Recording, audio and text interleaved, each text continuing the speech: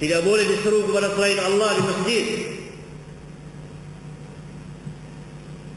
Gimana seorang bertawassul kepada mayit di masjid?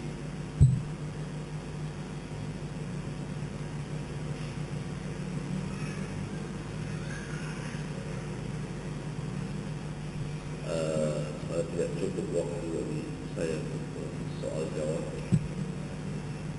Saya kira saya cukupkan sampai sini, kita lanjutkan luaskan dengan soal jawab. Ada waktu 1 jam bagi kita untuk soal jawab. InsyaAllah ta'ala pulang dari 1 jam.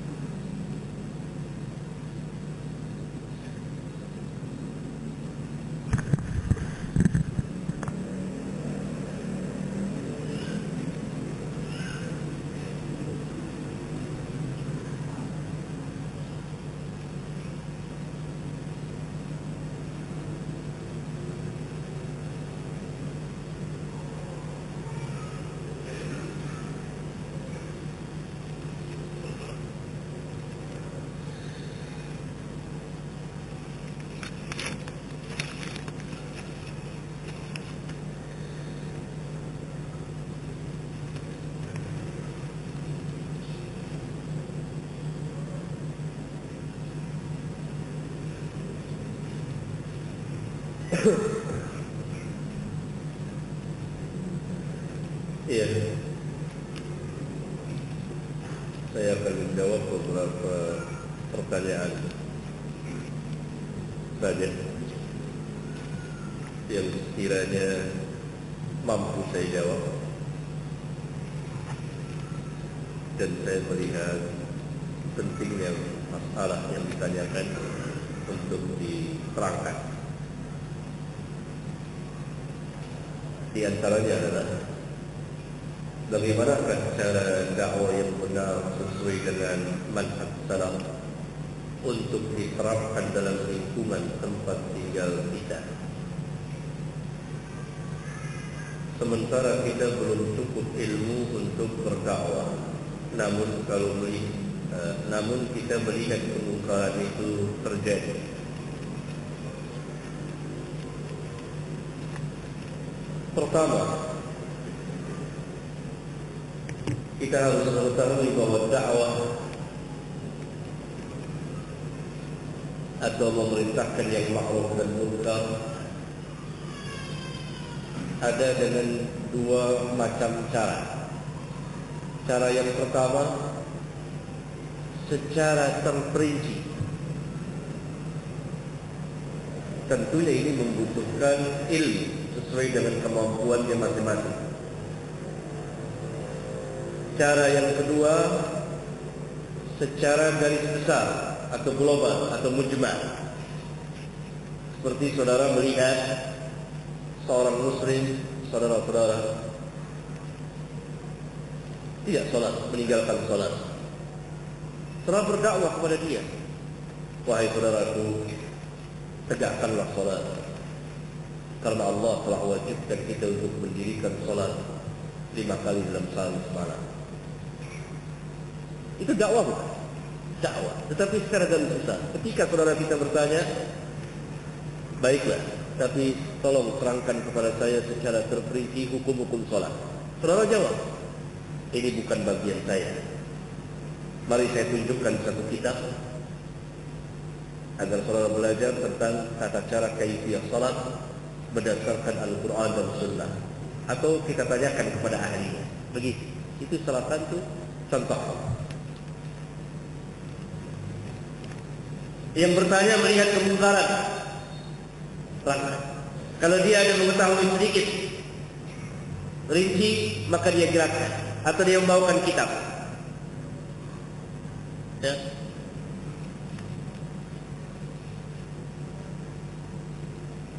Yang kedua,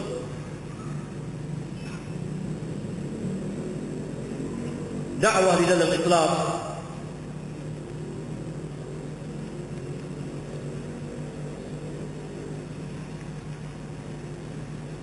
harus memenuhi beberapa persyaratan. Saya sebutkan. Pertama, dia harus berilmu, tahu apa yang dia dakwakan.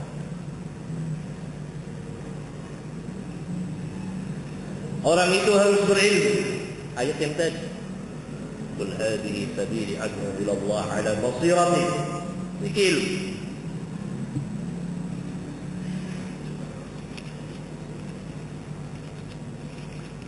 Yang kedua, dia mengetahui siapa yang dia dakwakan. Beragam. Tahu mad'unya orang yang diajaknya. Ud'u ila sabili rabbika bil hikmah wal mau'izatil hasanah wajadilhum billati hiya ahsan.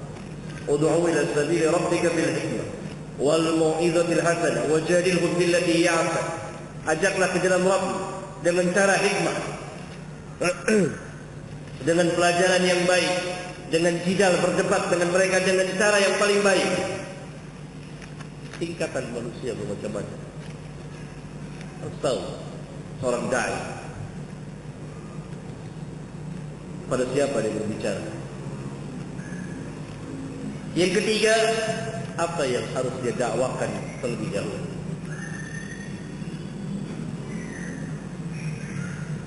Oleh karena itu dari syarat yang kedua, dia mengetahui umat penyakitnya dan bagaimana cara menyembuhkannya, tingkatan-tingkatannya, dari cara dia berpikir dan lain-lain. Yang ketiga, apa yang harus dia sampaikan terlebih dahulu di tengah-tengah kaum yang tidak mengerti tentang jin kecuali nama saja, kecuali mengikuti agama bapaknya. Dan alhamdulillah Islam bukan kufur, bukan agama kufur, tapi tidak mengerti tentang din. Maka dijelaskan tentang usuluddin, dasar-dasar agama, dijelaskan tentang manhaj, seterusnya.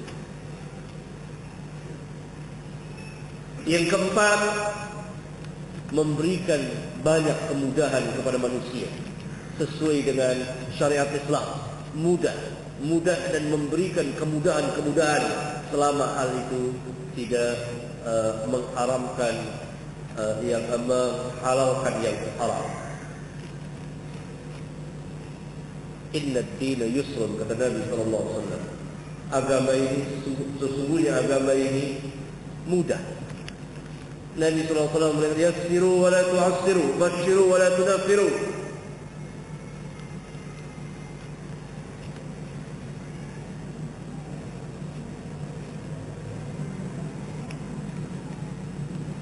Khususnya berhadapan dengan orang-orang umum, orang-orang awam yang belum mengerti tentang dinul Islam. Karena dinul Islam adalah fitrah bagi manusia. Fitrah. Yang kata Nabi, kullu mawludin yuladu 'ala al-fitrah. Setiap manusia lahir atas dasar fitrah.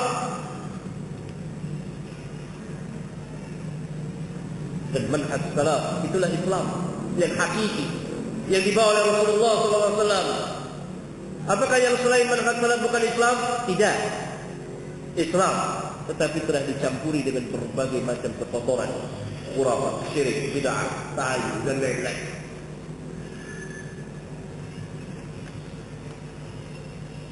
Bahkan sebagian yang menasabkan, menyandarkan diri kepada Islam telah keluar dari Islam.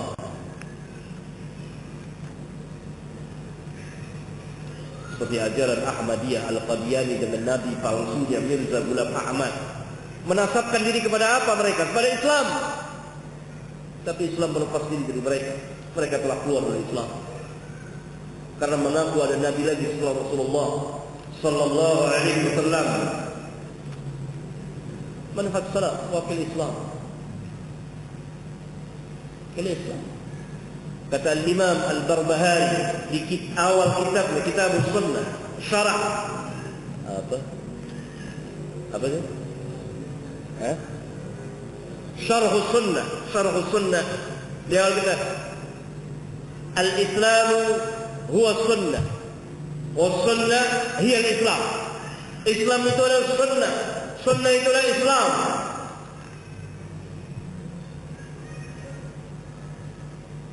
Jadi kata-kata Ahlus Sunnah wal Jamaah itu fitrah. Setiap dakwah salafiyah, dakwah tentang manhaj salaf didakwakan kepada manusia, maka manusia akan mengikutinya. Karena ini fitrah yang ada pada Islam. Karena itu dakwah salafiyah berkembang ketika manusia tahu tersebar di dunia Islam pada hari ini.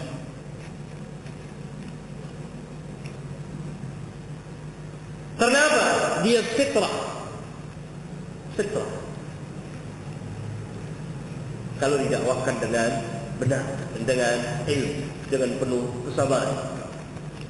Yassiru wa la tu'assiru. Berikan kemudahan. Islam mudah agama.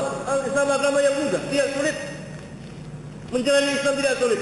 Tidak ada yang merasa sulit dari Islam kecuali dua golongan manusia, yang tidak ikhlas dan yang tidak tahu.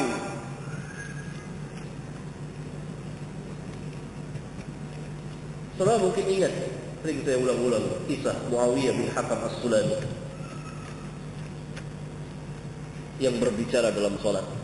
Dia mendengar orang yang bersin ketika solat mengucapkan Alhamdulillah, dia jawab Yarhamukallah, padahal tidak boleh. Kemudian diberi isyarat oleh sahabat dengan mata-mata mereka, malah dia berbicara, langsung berbicara dan mengatakan, kenapa kalian melihat aku, melihat ibu? Diperingatkan oleh sahabat, seterusnya. Selesai salat diajarkan oleh Rasulullah. Ini mau'idhah hasanah. Sehingga Muawiyah bin Hakam As-Sulami mengatakan, saya belum pernah melihat guru yang lebih baik dari Rasulullah.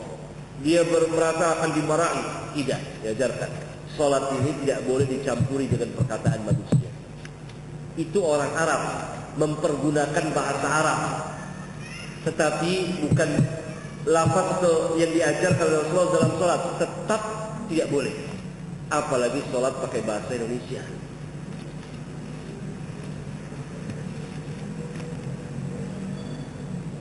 Muawiyah bin Hakam orang apa?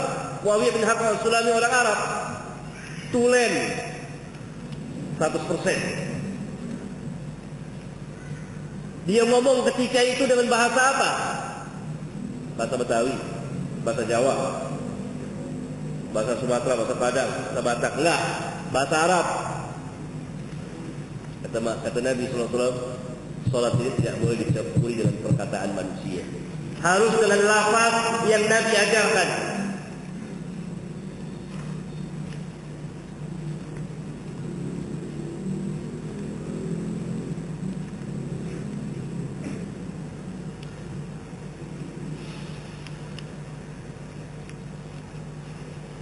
Sampai ke Indonesia itu sebagian baru-baru ini kita dengar ada orang sholat pakai bahasa Indonesia, lebih khusyuk katanya. Subhanallah. Siapa saja yang menjauh dari sunnah Nabi SAW pasti dia akan kesulitan, payah. Siapa bilang lebih mudah dengan bahasa Indonesia? Lebih sulit, lebih capek, dan lebih payah, lebih berat menghafalnya. Kalau kita hafal di surat Al-Baqarah dengan bahasa yang mudah, coba saudara hafalkan terjemahannya. Hafalkan 286 halaman. Kita bahasa Arabnya, Al-Qur'annya, Alif Lam Mim Dzalik. Mungkin tidak berapa lama kita hafal, asal terus rutin. Apalagi anak-anak kita hafal. Coba suruh hafalin terjemahannya. Kalau dia sholat pakai bahasa Indonesia, suruh habis Al-Fatihah baca surat Al-Baqarah. Alif Lam Mim.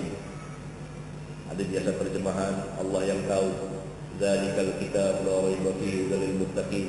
Inilah kitab Al-Quran yang tidak ada keraguan baginya, menjadi petunjuk orang-orang yang bertakwa, yaitu orang-orang yang beriman pada perkara yang gaib, dan seterusnya dan seterusnya. Capek tidak? Capek.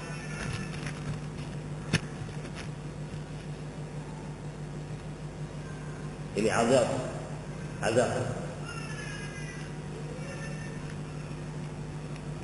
Ya, memudahkan, memberikan kemudahan tentang Islam.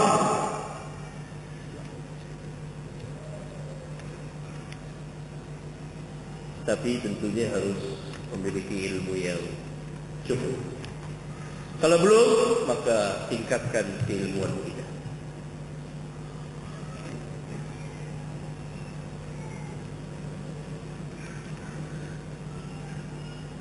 bolehkah kita menjadi makmum dalam solat yang diimami orang yang ahli bid'ah?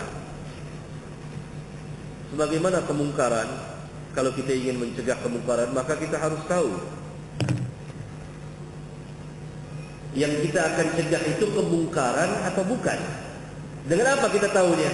Dengan ilmu. Jangan-jangan itu bukan kemungkaran. Kemudian ketika kita akan mencegahnya, apakah kemungkaran itu akan hilang 100% atau hilang sebagian besarnya? Atau malah bertambah besar kemungkarannya? Kalau yang pertama dan kedua, itu yang dituntut. Hilang kemungkaran atau sebagian besarnya hilang. Jangan yang terakhir, malah menimbulkan kemungkaran yang besar. Demikian juga dengan ahli bid'ah, harus kita tahu siapa ahli bid'ah. Tidak setiap orang yang mengerjakan bid'ah langsung dicap ahli bid'ah, tidak. Karena seorang itu harus tegak dulu hujjah, harus diberitahukan siapa yang menegakkan hujjah, orang-orang yang alim. Karena itu perlunya dakwah dan tidak boleh menyembunyikan ilmu. Qulil haq wa in kana murra, katakan yang hak meskipun pahit. Kalau betul itu sebagai ahli bid'ah, apakah bid'ahnya itu mengeluarkan dia dari Islam atau tidak? Kalau mengeluarkan dia dari Islam, apakah sudah diberitahukan? Dan itu ada hukum yang kesimpulannya boleh solat di belakang ahli bid'ah selama solat dia juga sah. Al-Imam Hasan bin Abil Hasan Al-Basri pernah ditanya, bagaimana hukum solat di belakang ahli bid'ah? Beliau menjawab, "Shalli wa alaihi bid'atuhu." Imam Bukhari mengutip bagian akhir, "Shalli wa alaihi bid'atuhu." Lihat di Sahih Bukhari dan syarahnya Fathul Bari di bagian kitab Shalah. Shalli wa alaihi bid'atuhu. Salatlah di belakangnya dan atas tanggungan dia bid'ah. Dan kita lihat sebagian sahabat salat di belakang ahli bid'ah ketika terjadi fitnah waktu itu, dan salat di belakang orang-orang yang fasik. Hajjaj bin Yusuf itu umara yang tukang menjagal manusia. Para sahabat salat di belakang mereka, di belakang dia. Utsman bin Affan ketika dikepung rumahnya dan dia tidak bisa ke masjid, siapa yang menjadi imam salat? Orang-orang yang mengepung itu. Di mana sahabat ketika itu salat? Di masjid. Di belakang siapa? Di belakang orang itu. Boleh. Kalau ditanya boleh. Kalau ditanya mana yang lebih afdal? Tentunya Ahlus Sunnah. Kan pertanyaannya boleh tidak?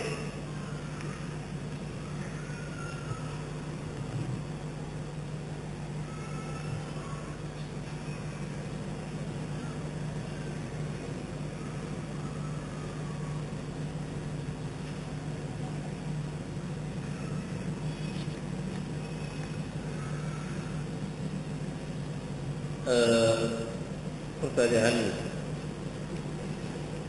Assalamualaikum warahmatullahi wabarakatuh. Afwan, mungkin sedikit keluar dari tema.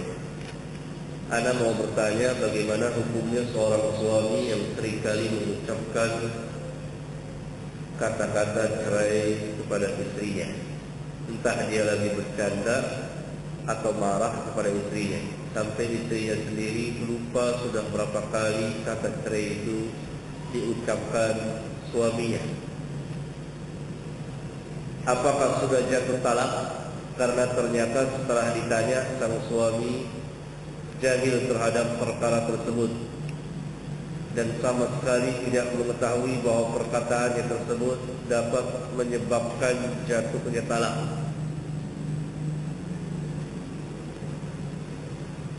Jikalau memang jatuh talak, apakah anak mereka termasuk anak zina? Jawab. Pertama, setelah datang dari Nabi yang mulia sallallahu alaihi wasallam secara sah bahwa beliau melarang bermain-main dalam 3 hal yang nantinya akan terjadi sungguh-sungguh: talak, nikah, talak, dan memerdekakan budak. Tidak boleh main-main. Misalnya orang menikah-nikahan, tapi di situ ada ijab qabul, nikah dia. Main-main jadi sungguh-sungguh. Demikian juga talak.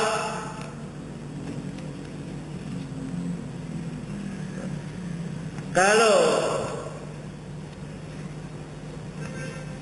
suami tersebut sadar mengucapkannya dan dia telah mengetahui hukumnya, maka jatuh talak pada dia. Jatuh talak pada istri. Jatuh talak pada istri. Sadar dia mengucapkan. Kalau dia main-main, dia telah mempermainkan syariat ini. Syariat yang agung dan suci, pernikahan. Jahil. Dia mohon ampun kepada Allah.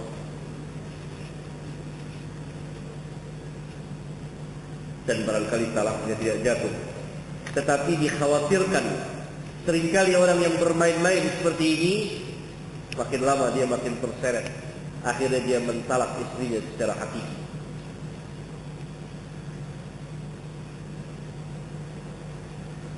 Yang terakhir, anak.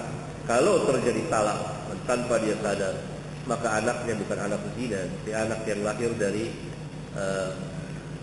perkawinan yang rusak, pernikahan yang rusak. Iya. Saya kira belum diketahui, belum tahu, maka itu harus ditegakkan hujjah, diberitahu. Jangan main-main terhadap kalimat cerai. Kalau dengan sadar dia ucapkan, saya ceraikan anti, jatuh.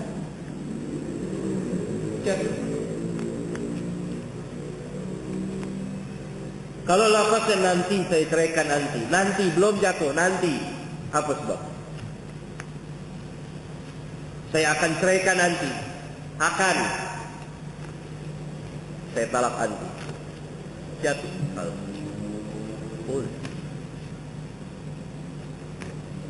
Apalagi suami. Ar-rijalu qawwamuna 'ala an-nisa'. Laki-laki itu memimpin atas kaum wanita. Suami pemimpin, dia jadi hakim, dia yang mengajar.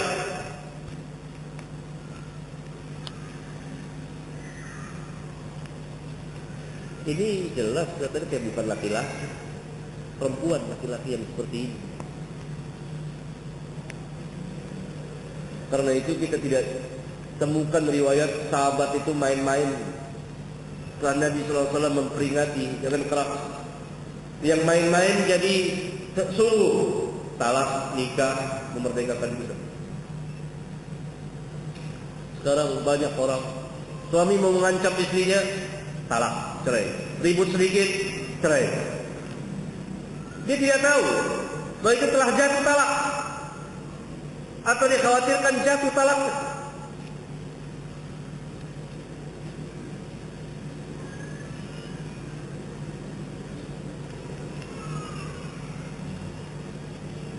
Berbahaya sekali, sangat berbahaya.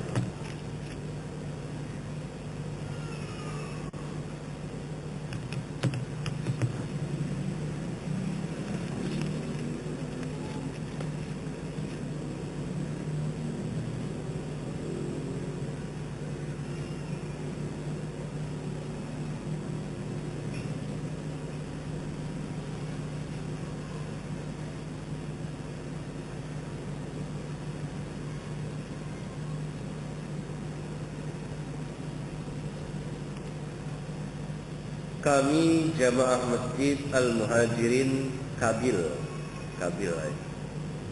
mengikuti pengajian yang mewajibkan wanita sholat Jumat. kalau tidak mengikuti sholat Jumat boleh di rumah dengan niat sholat Jumat. Ustaz itu berhujjah dengan dalil surat Jumat ayat 9. Mohon Ustaz jelaskan tafsiran ayat tersebut menurut pemahaman ahli tafsir. Ayat itu sangat mudah dipahami, tidak memerlukan tafsiran yang lebih jauh dari satu sisi, yaitu perintah untuk menegakkan sholat Jumat. Kepada siapa diwajibkan dan yang berkaitan dengannya, itu penjelasannya bukan dari Quran, dari hadis Rasulullah SAW. Dalam ayat itu keluar beberapa ahkam hukum. Di antaranya perintah wajib salat Jumat. Kepada siapa diwajibkan? Dirinci di hadis. Karena hukum Islam bukan hanya Quran, hadis sebagai pentafsir Quran. Maka dijelaskan di hadis salat Jumat itu wajib berjamaah. Berarti tidak boleh sendiri-sendiri, harus ada jamaah. Jamaah itu sekurang-kurangnya, yang namanya jamaah itu sekurang-kurangnya berapa? 2, imam 1, makmum 1. Kalau di tempat itu hanya 2 orang saja, maka yang satu khutbah, yang satu mendengarkan. Kalau nggak ada, karena yang dinamakan jamaah 2 orang, imam 1, makmum 1. Berarti tidak boleh sendiri-sendiri, karena sudah ditafsirkan oleh Nabi. Lihat hadis dari Sunan Abi Daud di bagian kitab Jumat. Hadis sahih, disahihkan oleh para ulama. Sunan Abi Daud di bagian kitab Jumat. Berjamaah, kemudian kecuali Nabi katakan, siapa yang dikecualikan dari kewajiban Jumat? Wanita. Berarti wanita tidak wajib Jumat. Tidak wajib. Kalau mereka mau ikut boleh tidak? Boleh. Kalau mereka ikut, apakah terbebas dari sholat zuhur? Iya, karena Jumat pengganti zuhur. Karena yang asal adalah sholat zuhur. Karena itu bagi orang yang sakit, kalau dia tidak pergi ke sholat Jumat, maka dia tetap wajib sholat zuhur di rumah. Sebagian wanita pada zaman Nabi ikut sholat Jumat dan mereka tidak sholat zuhur, tapi tidak diwajibkan. Dan kalau mau pun berjamaah di masjid.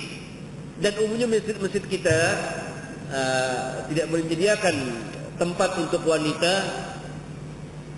pada hari Jumat, ya. Umumnya dipakai semua oleh kaum laki-laki. Kecuali saya pernah melihat sebagian masjid menyediakan tempat khusus untuk wanita ikut Jumat. Nggak apa-apa, boleh. Boleh. Tetapi tidak wajib. Yang jadi masalah kan wajib. Berarti di sini ada 2 kesalahan dari Ustaz ini. Pertama, mewajibkan kepada wanita sholat Jumat berdasarkan ayat Al-Quran. Ayat Al-Quran tidak menjelaskan. Menjelaskan secara mujmal, maka harus ada tafsiran dari hadis. Yang kedua, mewajibkan sholat Jumat sendiri. Boleh sendiri. Beranda Nabi SAW katakan berjamaah. Kepada siapa diwajibkan? Seluruh kaum muslimin, kecuali wanita, anak-anak, hamba sahaya, orang sakit. Dalam sebagian hadis di luar dari Sunan Abi Daud, orang yang musafir. Kalau salah di Sunan Abi Daud, saya agak lupa. Ya. Musafir. Ada beberapa hadis dan telah disahkan oleh sebagian ahli hadis, di antaranya Syekh Muhammad Nasruddin Al-Albani. Musafir. Dan ada riwayat yang sahih bahwa musafir tidak wajib Jumat, yaitu ketika Nabi Hajjatul Wada, haji di Arafah, jatuh pada hari Jumat. Dan Nabi SAW tidak melaksanakan sholat Jumat, tapi jamak takdim, qasar, zuhur, asar dimajukan. Padahal itu hari Jumat dan beliau tidak sholat Jumat. Dan beliau safar dan beliau tidak sholat Jumat. Pengecualian. Kita harus berpegang dengan hadis, tidak bisa dengan Quran. Baik, kalau mau pegang juga dengan Quran, maka bagaimana kalau kita pegang Al-Quran perintah salat? Lalu kita wajibkan yakni perempuan haid untuk salat. Dasarnya mana? Al-Quran memerintahkan salat secara umum. Boleh tidak? Kalau dia jawab enggak boleh, tanya kepada ustaz itu. Ustaz, bagaimana perempuan haid yakni diwajibkan untuk salat? Atau ada orang mewajibkan perempuan haid untuk salat? Kalau dia jawab tidak boleh, katakan Al-Quran kan mengatakan perintah salat umum. Perempuan haid atau enggak haid wajib salat. Kalau dia katakan, dia jawab ada di hadis yang melarang perempuan haid tidak boleh salat, katakan lagi, salat Jumat juga ada keterangan perempuan tidak wajib salat Jumat di hadis Rasulullah sallallahu alaihi wa ala wasallam. Kalau dikatakan hadis ini lemah, siapa yang melemahkan? Sementara para ulama muhaddisin mensahihkan. Apakah kita tinggalkan ahlinya lalu berpegang kepada orang yang enggak ahlinya? Ini menyalahi Al-Quran sendiri, Ustaz. Fas'alu ahla dzikri in kuntum la ta'lamun. Tanyalah kepada ahli ilmu jika memang kamu tidak tahu.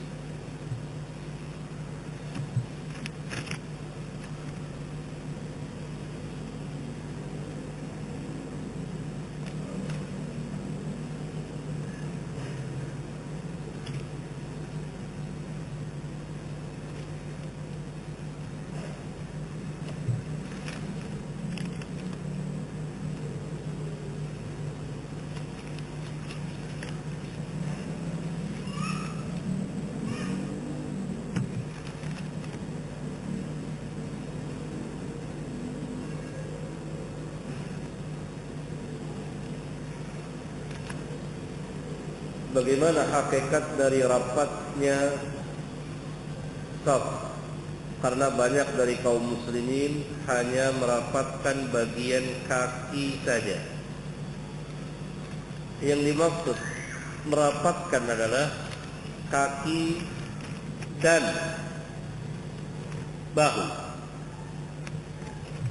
dengan jarak renggang kaki yang dapat diukur agar tidak terjadi celah, dan kaki itu jangan begini, jeber begini, tapi tentu lurus. Maka masjid itu harus ditegakkan kebiasaan untuk merapikan, meluruskan, merapatkan, menyempurnakan saf.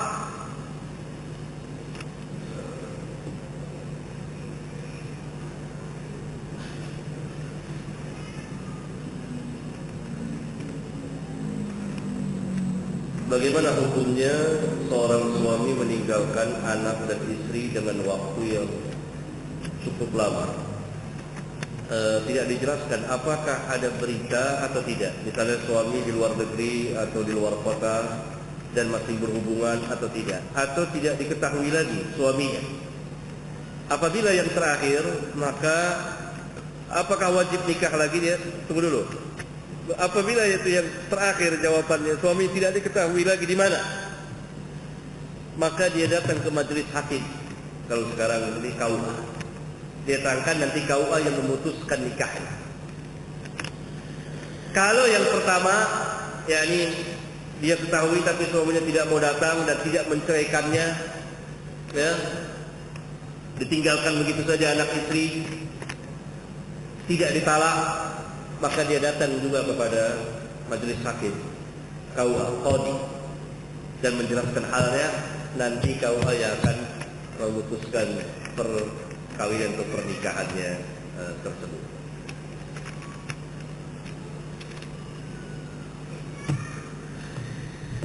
Kalau diketahui, maka dia panggil suaminya dan diminta apakah mau melanjutkan atau mentalak. Kalau mau mentalaknya, maka talak dan dia pisah.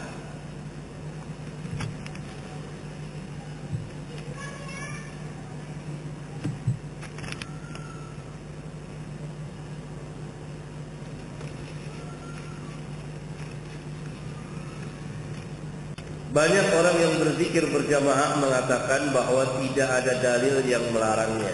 Kalau yang dimaksud dalil yang melarangnya secara perbuatan seperti itu, tegas saya Rasulullah SAW secara khusus memang tidak. Tetapi dalil secara umum. Tetapi pertanyaan ini, perkataan ini keluar dari orang yang tidak mengerti kaidah dalam agama yang telah dibuat oleh para ulama, bahwa dalam masalah peribadatan hukum asalnya itu terlarang, tidak boleh dikerjakan sampai tegak datang dalil. Ketika ulama mengatakan bahwa zikir berjamaah yang dilakukan itu dipimpin oleh seorang bid'ah, maka tidak ditanya larangannya. Mereka yang mengerjakan zikir berjamaah itu yang wajib membawakan dalil atau hujjah. Ini dia, saya kerjakan zikir jamaah, ini dalilnya. Bukan diminta larangannya. Karena hukum asal ibadah itu terlarang sampai datang dalil. Maka orang yang mengerjakan peribadatan wajib memberikan dalil. Salah pertanyaannya. Dalam masalah muamalat, boleh kerjakan apa saja selama belum dilarang.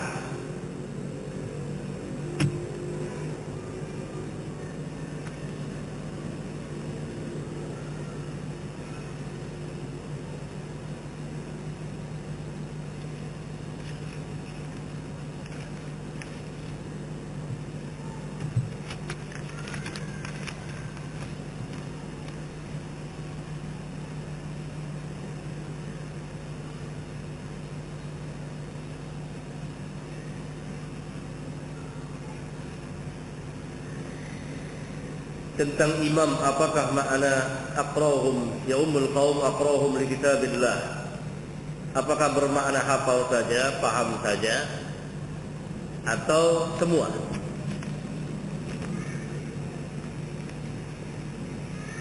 Berbeda para ulama dalam menafsirkan aqrahum. Sebagian mengatakan hafal, sebagian mengatakan alim.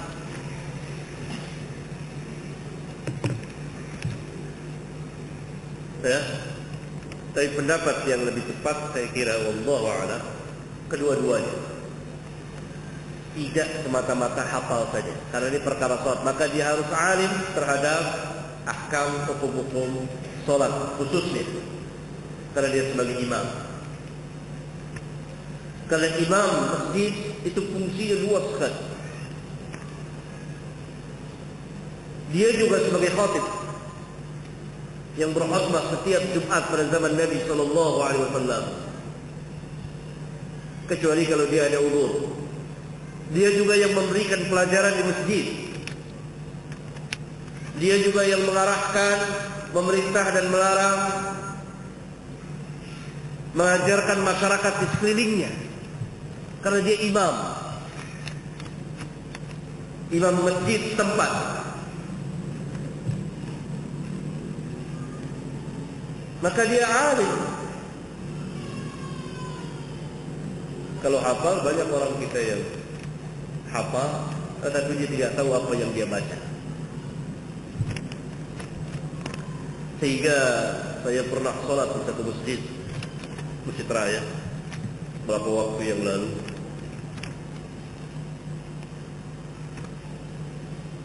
waktu asar tiba, azan, kemudian selang berapa lama, qomat, imam masjid belum datang, tunggu-tunggu lama, qomat sudah ditegakkan, mau tidak mau harus ada orang jadi imam.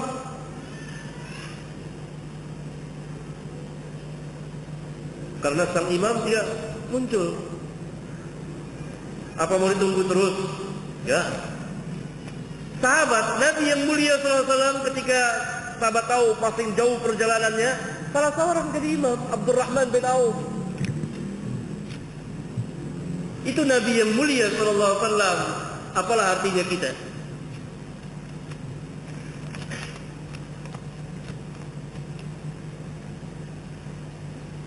Nah, akhirnya karena saya memberikan ceramah itu dari zuhur habis sholat Jumat sampai asar, saya suruh kaum muslimin untuk jadi imam. Saya jadi imam. Saya musafir.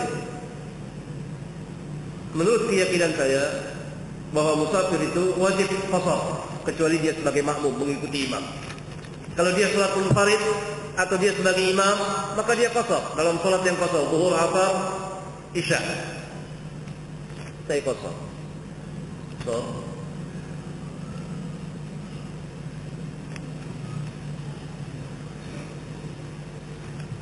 Lalu saya salam 2 rakaat dan saya beritahukan kepada makmum, lanjutkan karena saya musafir. Ini hal yang biasa sebetulnya.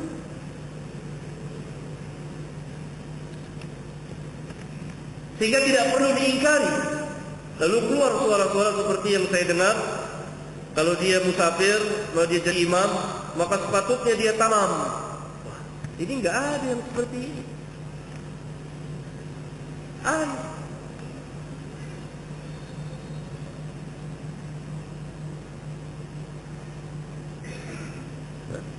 Maka perlu kita banyak belajar lagi.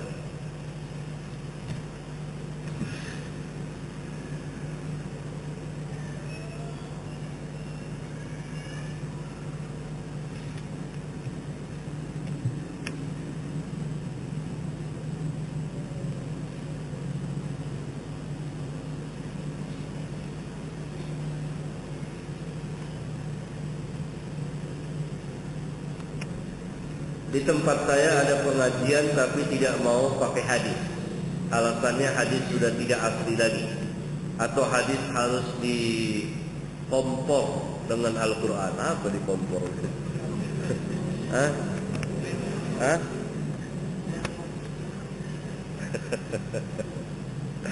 Ini namanya inkar sunnah.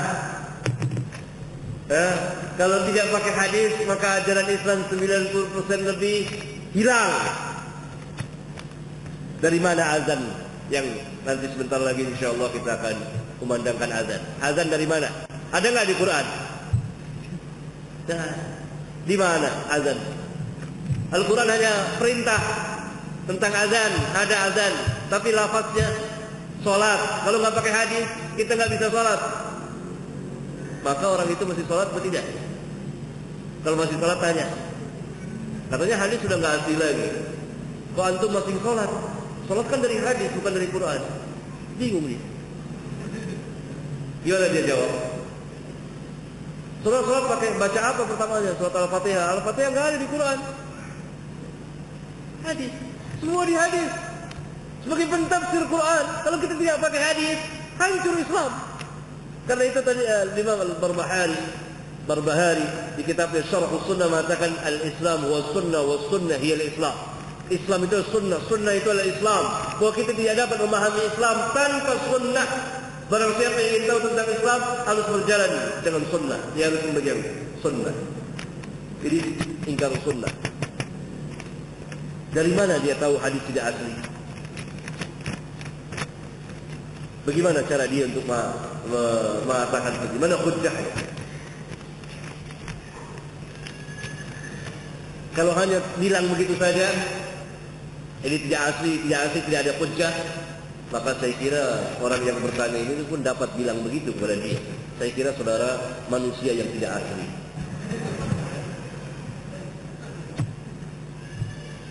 Kan bisa aja. Bisa nggak? Bisa. Habis sudah pertanyaan. Udah dulu. Ya. Masuk waktu ini. Ini.